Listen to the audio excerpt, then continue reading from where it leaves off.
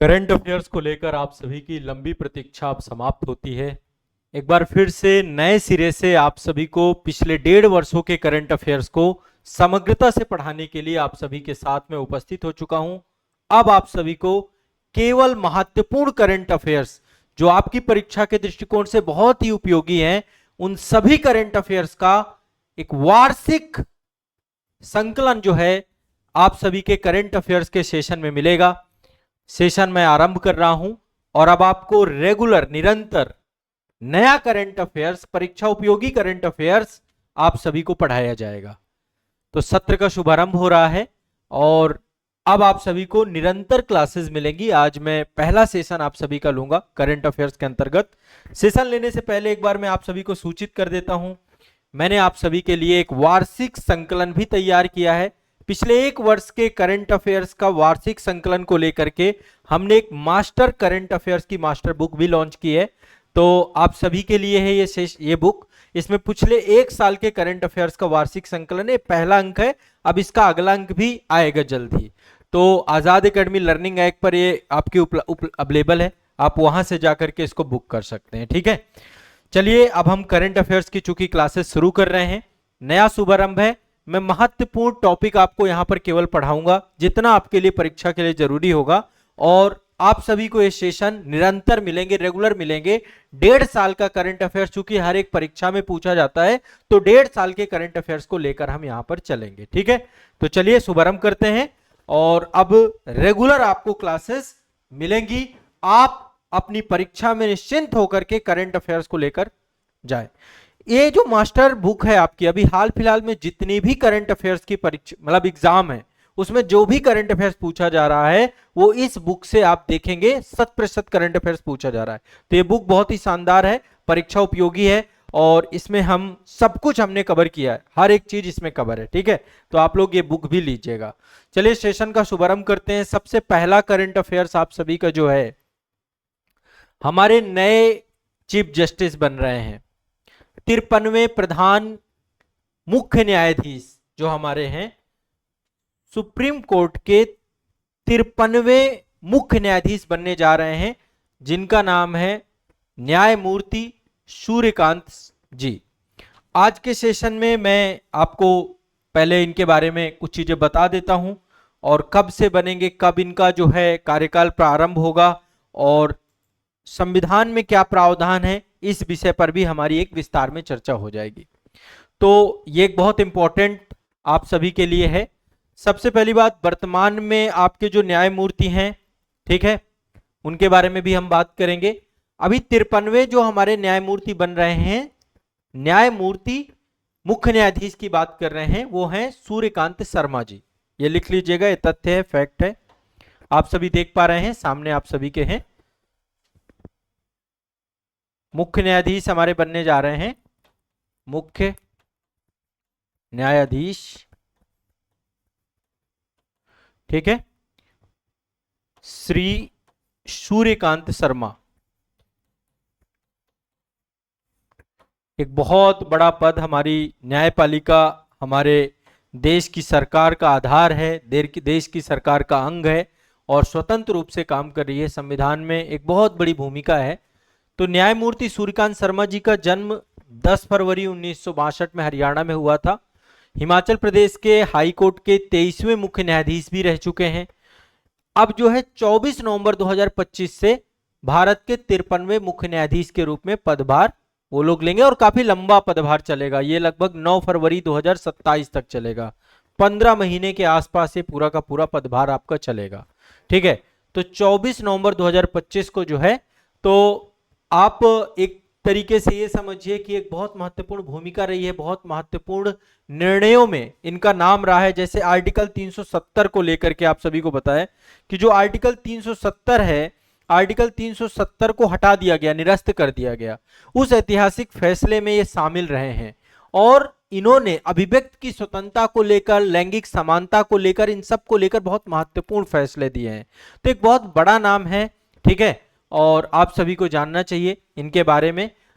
370 को निरस्त करने में एक बहुत ही महत्वपूर्ण भूमिका इन्होंने निभाई है। अब ये हमारे जो है प्रधान न्यायाधीश बनने जा रहे हैं। तो वर्तमान में अभी 52वें जो मुख्य न्यायाधीश हैं वो अभी B.R. गवई है ना, पूरा नाम है भूषण रामकृष्ण गवई। उनके द्वारा केंद्र सरकार को सिफारिश की गई है। आमतौर पे हमारे जो मुख्य न्यायाधीश होते हैं, आर्टिकल 124 में संविधान में प्रावधान दिया गया है, और आमतौर पे जो कोलेजियम होती है, कोलेजियम कहें या फिर राष्ट्रपति के द्वारा नियुक्त किए जाते हैं, है ना।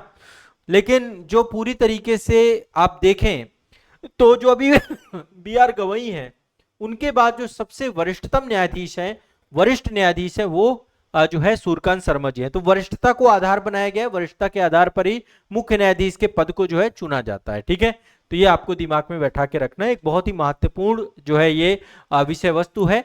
53वें मुख्य न्यायाधीश के तौर पे बनेंगे। ठीक है, और बहुत ही सामान्य परिवार से हैं, और एक बहुत बड़ा सफर है, और लगभग 9 फरवरी 2027 को सेवानिवृत्त होंगे। तो 65 वर्ष की आयु, मतलब जो संविधान में प्रावधान है वो ये है कि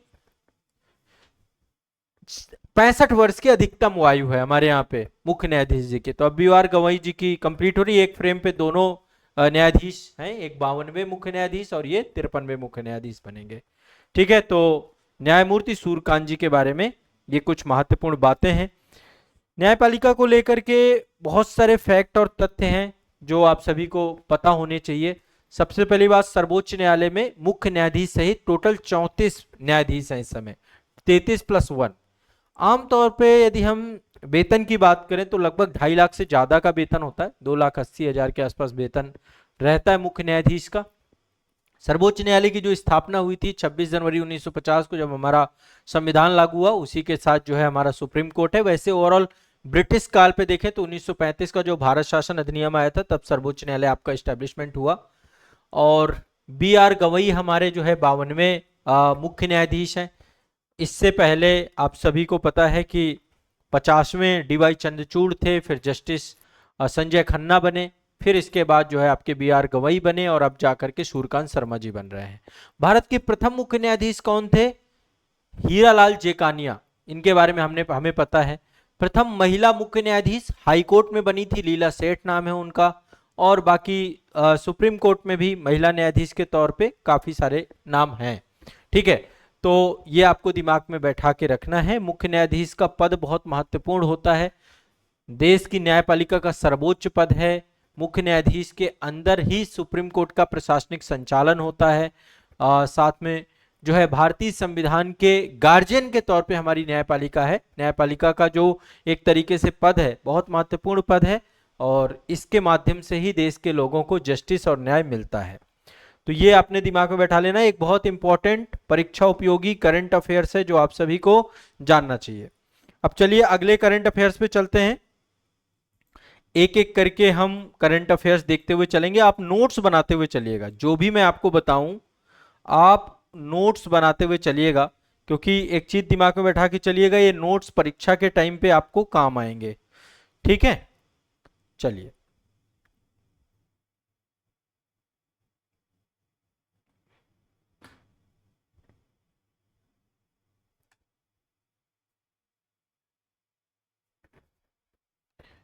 लिखते जा रहे हैं, चीजें सब समझ में आती जाएंगी। कहीं पर कोई डाउट होता है तो कमेंट सेक्शन हमारा ओपन है। ये कुछ महत्वपूर्ण खबरें हैं जो मैं कवर करूंगा आप सभी के लिए। देखिए, एक कैटेगरी बनाई गई है ब्लू फ्लैग की। ये जितने भी हमारे बीचेस होते हैं, समुद्र के तटीय क्षेत्र जितने भी होते हैं, वहां पर उनको पर्यावरण अनुकूल समुद्र तटों के तौर पर डेवलप करने को लेकर के एक कैटेगरी बनी हुई है ब्लू फ्लैग प्रमाणन। डेनमार्क में एक फाउंडेशन है, foundation for environmental education, FEE।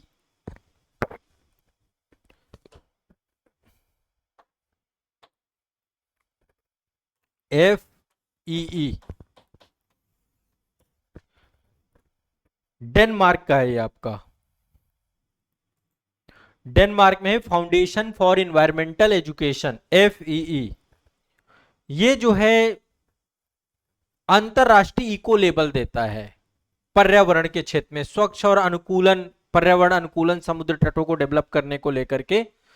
तो 33 मापदंड हैं इसको टोटल 33, जो भी समुद्र तट 33 मानदंडों पर खरे उतरता है, जैसे जल गुणवत्ता कैसी है, समुद्री सुरक्षा कैसी है, पर्यावरण वहां पे इको फ्रेंडली प्रबंधन प्रथाएं हैं क्या, सार्वजनिक सुविधाएं कैसी हैं, सतत पर्यटन अवसंरचना, इन सब के आधार पे जो है एक जो है ब्लू फ्लैग प्रमाण पत्र दिया जाता है।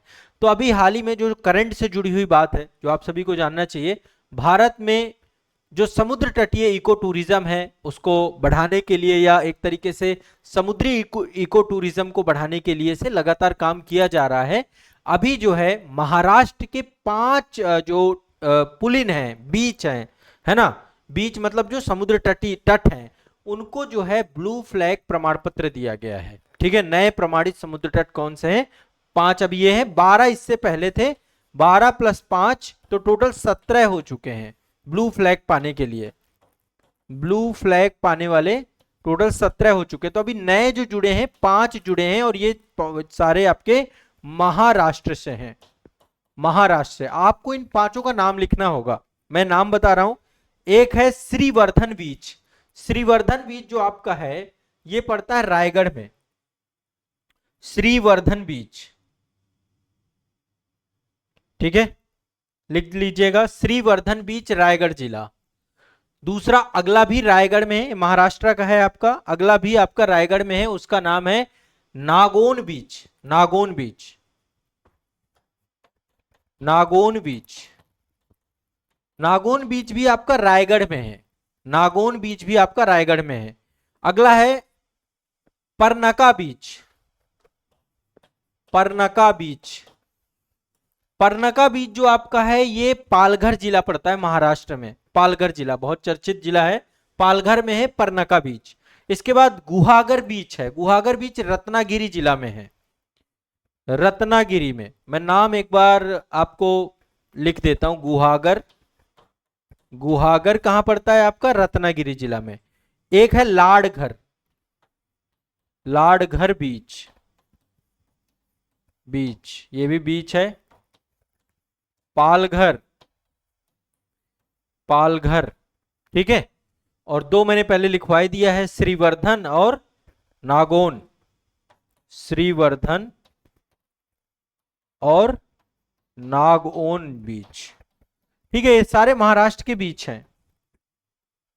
इनको ब्लू फ्लैग प्रमाण पत्र दिया गया है और टोटल अब 17 हो चुकी है संख्या। ठीक है, ये दिखाता है कि भारत जो है वैश्विक समुद्र स्थिरता के मानकों के अनुरूप काम कर रहा है। जितने भी हमारे जो राज्य हैं जो समुद्र तटों से लगे हुए हैं और वहां जो समुद्र तटीय बीच हैं, वहां पे पर्यावरण संवेदनशीलता को ध्यान में रख करके ब्लू फ्लैग प्रमाण पत्र की दिशा में हम काम कर रहे हैं। कौन जारी करता है? मैंने बता दिया, foundation for environmental education, FEE के द्वारा जारी किया जाता है। स्वच्छ और पर्यावरण अनुकूल समुद्री तटों को डेवलप करने को लेकर मरीना बीच, स्थायी नौकेयन, पर्यटन, इन सबको मानकों के तौर पे मापदंड आपके स्टैब्लिशमेंट किए जाते हैं। इको टूरिज्म को बढ़ावा देना अल्टीमेट उद्देश्य है। स्थानीय आजीविका को बढ़ावा देना, पर्यावरण प्रशासन को मजबूत करना, है ना, ये सब आधार हैं और इन्हीं आधारों पर जो है ये काम पूरा का पूरा किया जाता है। तो एक तो दिमाग में बैठा दीजिएगा। अब आपके दिमाग में आ रहा होगा कि सर पूरी लिस्ट हमें बता दीजिए कि कौन कौन से हैं। तो टोटल संख्या 12 है। मैं आपको एक बार पूरी लिस्ट बताता हूं। हाँ, ये आप देख सकते हैं यहाँ पे लिस्ट है। टोटल 12 पहले के हैं ये, ठीक है। अब 17 हो चुके हैं, 12 जो है पहले के हैं। तो साफ सुथरे समुद्र तट, सुरक्षित समुद्र तट, टोटल मैंने बताया 33 पैरामीटर हैं। तो 12 ब्लू फ्लैग में से एक तो ये है गुजरात का है, शिवराजपुर बीच, ठीक है। एक है गोल्डन बीच, पुरी में पड़ता है उड़ीसा में। एक है घोगला बीच, दीव में पड़ता है। कासरकोड बीच कर्नाटक में पड़ता है। पदुबिद्री बीच कर्नाटका में पड़ता है। कप्पाड़ बीच केरल में पड़ता है। रसीकोंडा बीच आंध्र प्रदेश में पड़ता है। राधानगर बीच अंडमान निकोबार द्वीप समूह में पड़ता है।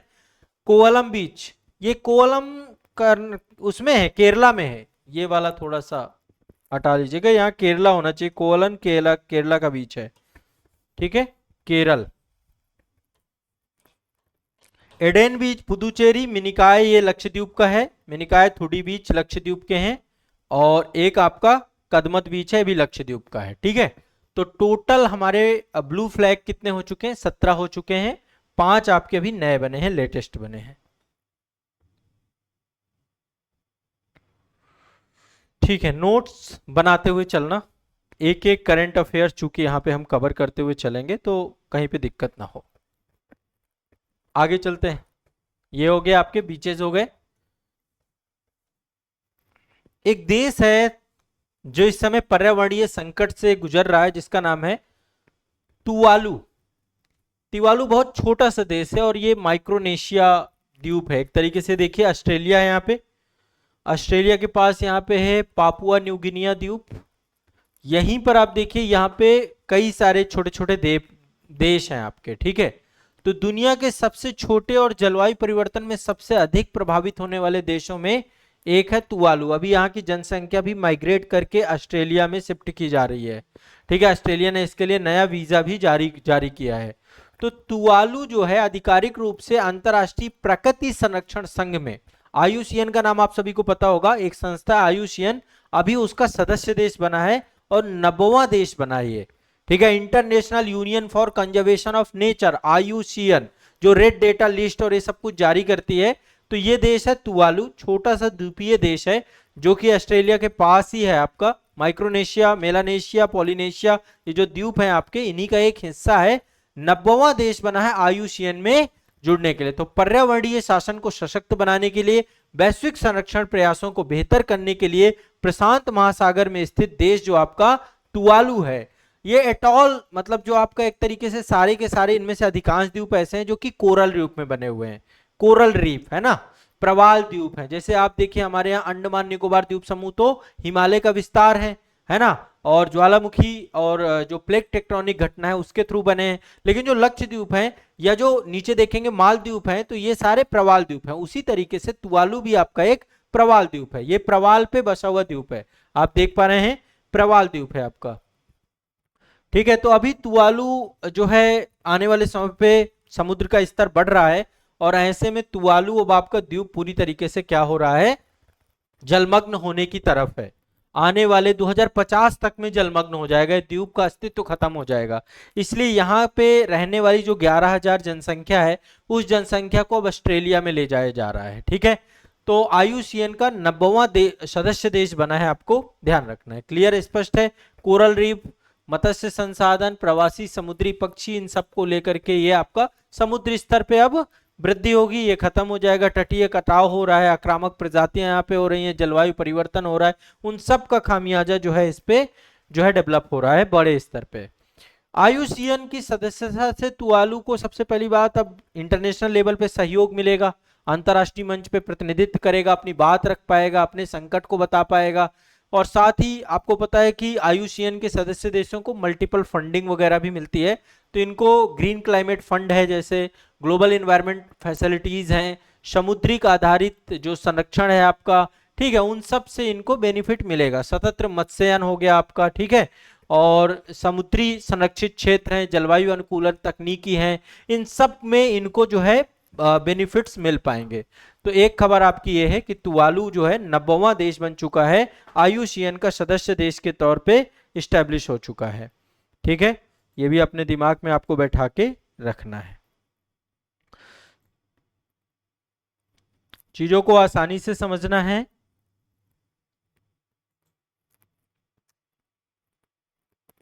अब एक टूरिज्म को लेकर के ही एक खबर है आपकी। हाँ, ये आप देख पा रहे हैं ऋषिकेश का ये एक ब्रिज बनाया गया है, नया ब्रिज है और ये भी सस्पेंशन ब्रिज है आपका। ये ग्लास ब्रिज है, भारत का पहला ग्लास सस्पेंशन ब्रिज बनाया गया, इसका नाम रखा गया बजरंग सेतु। आपने ऋषिकेश यदि आप गए होंगे तो आपने राम झूला और लक्ष्मण झूला ये सारे देखे होंगे, वहीं पर आपका बन रहा है आपका ये सस्पेंशन, भारत का पहला सस्पेंशन ब्रिज है। देखो ऋषिकेश का जैसे ही नाम आता है तो आध्यात्मिक पर्यटन और पर्यटक स्थलों में एक नई पहचान एस्टेब्लिशमेंट होती है ऋषिकेश की, और बड़ी संख्या में लोग ऋषिकेश जाते हैं। ऋषिकेश है, बगल में शिवपुरी है, उसी के ऊपर फिर आपका जो है देवप्रयाग है, रुद्रप्रयाग है, अलकनंदा के किनारे किनारे बहुत सारे शहर हैं अलकनंदा, और वहां पे बहुत सारी नदियां भी आपस में आके पंचप्रयाग हैं। फिर वहां पे चारों धाम है, केदारनाथ की बात करें, बद्रीनाथ की बात करें, गंगोत्री यमुनोत्री, तो टूरिज्म में और खासकर आध्यात्मिक टूरिज्म में भारत की एक तरीके से देवभूमि के तौर पे हम उत्तराखंड को जानते हैं। तो भारत के प्रमुख आध्यात्मिक एवं पर्यटक स्थलों में से ऋषिकेश अब एक नया स्थापत्य आर्किटेक्चर पहचान हासिल करने जा रहा है। गंगा नदी पर यह बन रहा है आधुनिक सस्पेंशन ब्रिज, जिसका नाम रखा गया बजरंग सेतु। क्या नाम रखा गया? बजरंग सेतु। यूकेपीएससी वाले विशेष ध्यान दें, ठीक है। स्टेट पीसीएस के हिसाब से भी आपको देखना, देखा मेरा यहाँ पे उद्देश्य है राष्ट्रीय अंतर्राष्ट्रीय खबरों के साथ साथ राज्यवार खबरें भी आपकी सारी में कवर करूं, ठीक है। हर एक स्टेट जितने भी हैं पीसीएस वाइज भी आपकी खबरें यहाँ पर रहेंगी। नेशनल इंटरनेशनल तो पूछा ही जाता है, आपको स्टेट वाइज भी चीजों को देखना है। तो जो चीजें अब जैसे ये खबर आपकी है तो एक स्टेट से जुड़ी हुई लेकिन टूरिज्म से भी जुड़ी हुई है ना, और साथ में ऐसे डायरेक्टली क्वेश्चन भी पूछा जाएगा। हर एक पीसीएस में एक दूसरे स्टेट के क्वेश्चन भी आ जाते हैं, तो आपको रफली पता रखना है, ठीक है। दिसंबर 2025 में ये ओपन हो जाएगा, संभावना यही है। और लक्ष्मण झूला का स्थान लेगा आपका ये। लक्ष्मण झूला बंद कर दिया गया, लक्ष्मण झूला को 2019 में बंद कर दिया गया था, ठीक है। राम झूला ही आमतौर पे आपका चलता है। तो लक्ष्मण झूला 1929 में बना था, अंग्रेजों के टाइम पीरियड पे। ऋषिकेश की पहचान थी, बड़ी संख्या में लोग यहाँ पे जाते थे, और समय के साथ जो है पुल की संरचना कमजोर हो गई। लंबा समय काल चला ये पुल आपका 1929 का मतलब ये समझिए कि लक्ष्मण झूला 2019 में 90 साल चला, ठीक है। तो लक्ष्मण झूला आपका असुरक्षित हो गया था। सुरक्षित आवाजाही बनाए रखने के लिए सरकार के द्वारा एक नया पुल बनाने की योजना बनाई, और उसमें बाद ही ये बजरंग सेतु आपका बनके तैयार हुआ। तो बजरंग सेतु आपका क्या है? एक आधुनिक सस्पेंशन ब्रिज के तौर पे बनाया गया है, मजबूती है, सुरक्षित है। आप इस पुल पे जाएंगे, हिलता भी है ना। राम झूला भी बहुत हिलता, लक्ष्मण झूला तो बहुत ही हिलता था, ठीक है।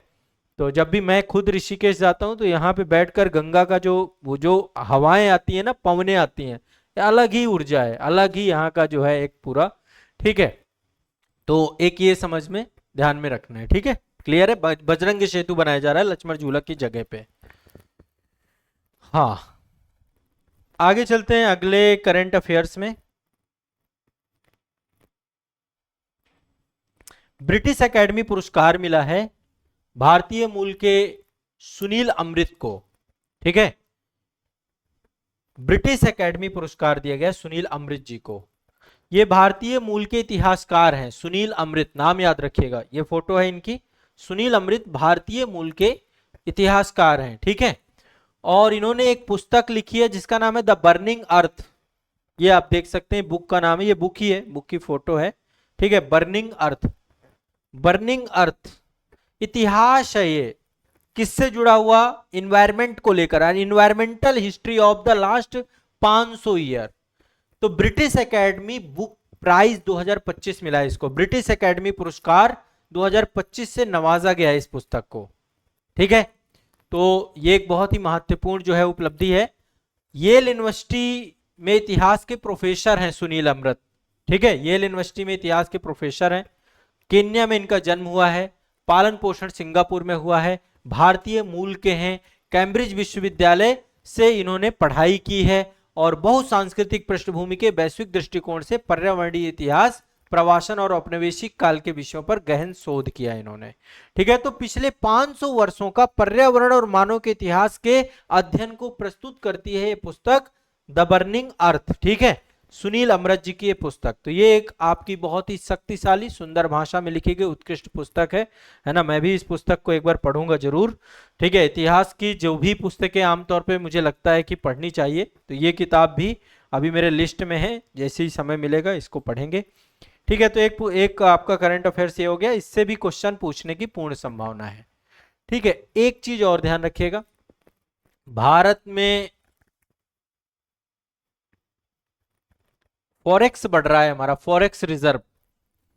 फॉरेक्स रिजर्व मतलब विदेशी मुद्रा भंडार, टोटल कितना हो गया है? 700 अरब डॉलर के पार पहुंच गया है, 700 अरब डॉलर के पांच पहुंच चुका है हमारा। जो अब इसके पीछे का कारण, एक तो सोने का भी भंडार बढ़ रहा है भारत का, सोने के रेट भी, अरे पूछिए मत, सोने के रेट तो एक अलग ही रफ्तार से बढ़ रहे हैं, पता ही नहीं चल रहा कैसे, क्या कारण है ना। 1.5 लाख का रेट पहुंचने वाला था, अभी थोड़ा सा कम हुआ है, बट आप ये समझिए कि 1.40 का रेट पहुंच चुका है।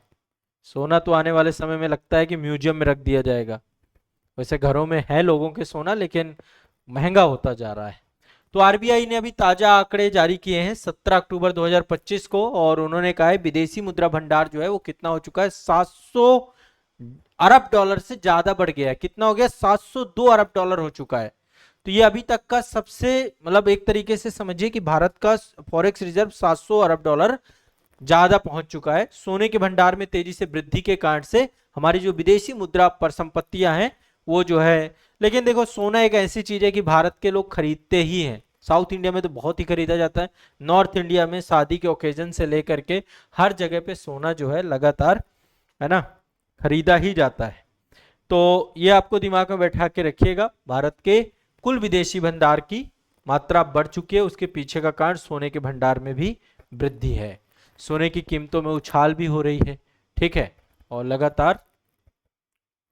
क्लियर है, स्पष्ट है। तो एक ये भी महत्वपूर्ण खबर है, ये इकोनॉमी से जुड़ा हुआ सेगमेंट है।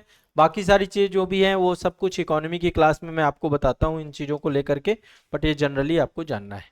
तो आज के लिए कुछ महत्वपूर्ण खबरें जो हमने देखी, एक तो सोने का विदेशी मुद्रा भंडार हमारा 700 बिलियन हो चुका है, ठीक है, डॉलर हो चुका है, यूएस डॉलर। और ये आपका जो है बजरंग सेतु है, तुवालू जो है अब आपका आयुसीएन का 90वां सदस्य देश बन चुका है, ठीक है। इसके बाद हमारे टोटल 17 बीचेस हो चुके हैं जिनको ब्लू फ्लैग का प्रमाण पत्र मिल चुका है, ठीक है। इसके बाद ये सुनील अमृत हैं, इनको जो है ब्रिटिश एकेडमी पुरस्कार मिला है। और एक खबर जो हमारी है, हमारे 53वें मुख्य न्यायाधीश बन चुके हैं, बनने वाले हैं सूर्यकांत शर्मा जी, ठीक है। तो ये आपकी कुछ महत्वपूर्ण करंट अफेयर्स हैं, और अब यही सिलसिला आपका चलेगा, महत्वपूर्ण करंट अफेयर्स, नेशनल इंटरनेशनल, खेल परिदृश्य, पर्यावरण परिदृश्य, विज्ञान एवं प्रौद्योगिकी, आर्थिक परिदृश्य, सभी तरीके के महत्वपूर्ण दिवस, जितनी भी जरूरी चीजें हैं वो सारी होंगी। दूसरा, मास्टर करंट अफेयर्स की मास्टर बुक जरूर आप लोग परचेज करें। ये अभी पहला अंक है, इसका दूसरा अंक भी आएगा। इसमें प्री मेंस सबको ध्यान में रख करके हमने करंट अफेयर्स अवेलेबल कराया है। तो ये बुक आपको कहाँ पे मिलेगी, आजाद एकेडमी लर्निंग ऐप पे। साथ ही आप यदि हमारे साथ विस्तार से जुड़ करके पढ़ना चाहते हैं, जीएस करंट अफेयर्स डिटेल में पढ़ना चाहते हैं, सीसैट तैयार करना चाहते हैं, तो केवल एक कोर्स है, हमारे मास्टर कोर्स हैं। अलग अलग एग्जाम के अलग अलग मास्टर कोर्स हैं। आप जो भी एग्जाम की तैयारी कर रहे हैं, आईएएस या कोई भी स्टेट पीसीएस एग्जाम की तैयारी कर रहे हैं, तो आप लोग हमारे साथ आजाद एकेडमी लर्निंग ऐप पर आइए और बढ़िया से पढ़िए, मस्ती के साथ अपनी पढ़ाई को कंटिन्यू करिए, ठीक है। चलिए मिलते हैं क्लास में, अगली क्लास में। अब कंटिन्यूअस क्लास आपकी चलती रहेगी, क्लास का आप हिस्सा बनते रहिए, एक एक क्लास को देखिए, नोट्स बनाइए, बिल्कुल तनाव मुक्त रहिए, ठीक है। चलिए, धन्यवाद।